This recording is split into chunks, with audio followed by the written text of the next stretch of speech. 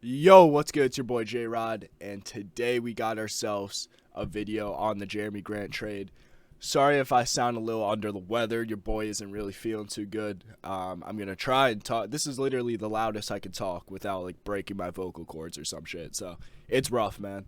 That's why you guys haven't seen a video in the past like 5 or 6 days. We got the Portland Trailblazers agreeing to a trade that will bring Detroit Pistons power forward Jerami Grant over to Portland. Portland will send Detroit a 2025 first-round pick via the Milwaukee Bucks and 3 second-round picks. Portland also gets a second-round pick back from Detroit. I know there's a lot more details in it where it's like pick swaps. Biggest thing pretty much of the trade is Jerami Grant going to Portland and Detroit getting a 2025 first-round pick via Milwaukee Bucks. And I believe it's protected 1 through 4 or something like that. So for the Portland Trailblazers, I mean, this is a good trade. You know, Jerami Grant brings everything that the Portland Trailblazers need. They needed a wing, they needed a defender, and they needed another guy who could score. And Jerami Grant provides all of those things. He's a great fit alongside Damian Lillard. The only thing I'm worried about is that the Portland Trailblazers don't make enough moves and they think this is enough to contend, because we've seen so many years back where the Trailblazers have done. It kind of reminds me of like that Yusuf Nurkic trade where the Trailblazers got Yusuf Nurkic from the Denver Nuggets, I believe, and they had that big three of Dame Dollar, CJ McCollum, and Nurkic, and they're like, okay, this is it. We're ready to contend. And clearly they didn't have enough pieces. So they got to do a lot more. Like, this trade alone is a great trade for the Portland Trailblazers. But in the whole scheme of things, if they don't do anything in the offseason, then it was kind of just like a wasted trade. But yeah, I mean, great stuff for the Trailblazers. You didn't give up anything that was really too important. I mean, that first round pick probably isn't going to be anything special. I still think the Milwaukee Bucks will be a really good team in 2025, unless if Giannis decides to quit basketball or gets a bad injury, which I hope doesn't happen. But for the most part, that should be a not very good first round pick.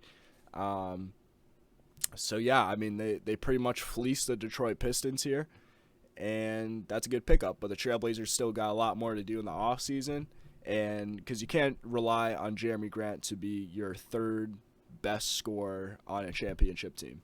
You know what I'm saying? It just can't happen. Maybe if you have really, really good role players, but the Trailblazers are nowhere near having any really good role players.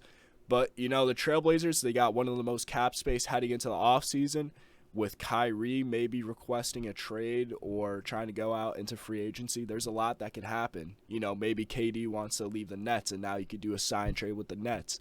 Maybe you could pick up who else is a free agent? Maybe you could pick up Zach LaVine. I don't know. I'm just throwing some names out there. But they got cap space to do some work. And this is definitely a good time for the Trailblazers to make this trade, to make some noise heading into the offseason, to attract some other free agents. Now, talking about the Detroit Pistons, man, this is struggling to talk, bro. This shit's fucking hurting, bro.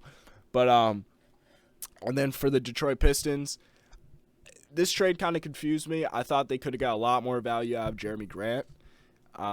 If they traded Jerami Grant even halfway through, you know, this past season or last season, they would have got a lot more value.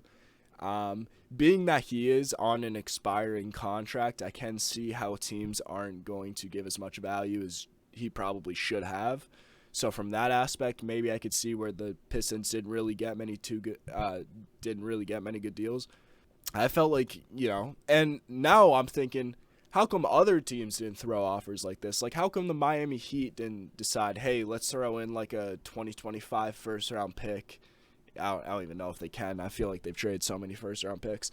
Because with this type of value, there's so many teams that I feel like could have picked up Jerami Grant. But shout out for Portland for being able to put a good trade together, and for the Pistons.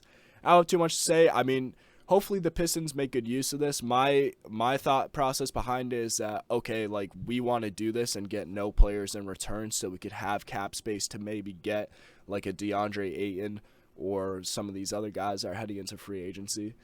So if Detroit does what I think they're trying to do by saving up cap space and getting a nice young player in this free agency, then I think it'll be good. But yeah, that's pretty much what I had to say about this trade. Sorry if it was shitty. My voice is killing me, but I wanted to get a video out for you guys. I'm just gonna pop some more Advil and get some grub, I guess, and keep drinking some water. You know what I'm saying? So I hope you guys enjoyed the video. Drop a like. Subscribe to the channel if you are not subscribed. Turn on those post notifications so you do not miss any future videos. Love y'all, man, and peace.